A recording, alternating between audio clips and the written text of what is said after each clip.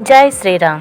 UAE ର राजधानी तथा आबुधाबी रे निर्मित होइतिबा एही मंदिरर दिव्यता एवं भव्यता सारा विश्व रे एक चांचल्यमय एवं भक्तिपूर्ण वातावरण सृष्टि करिଅछि।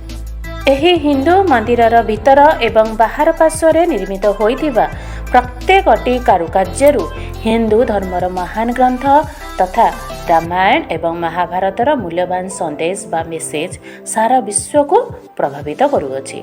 एहा सहित एही ग्रंथ गुड़िकर मुख्य घटनावली को मध्य अति सुंदर भाव भिन्न भिन्न कारुकार्य माध्यम एठारे दर्शाई दिया जायछि।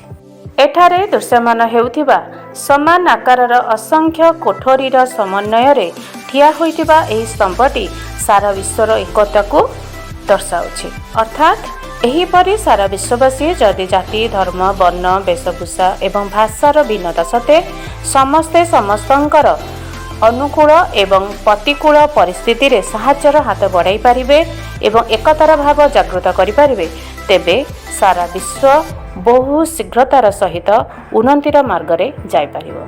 एहा सहित एही भव्य हिंदू मंदिर रे प्रभु श्री रामचंद्रଙ୍କ सहित माता सीता भाई लक्ष्मण एवं भक्त शिरोमणि प्रभु श्री हनुमानଙ୍କର मूर्ति सहित प्रत्येक हिंदू प्राण को शांति प्रदान कला भली प्रत्येक हिंदू देवादेवीଙ୍କର भव्य मूर्ति एठा देखिबाकू मिले।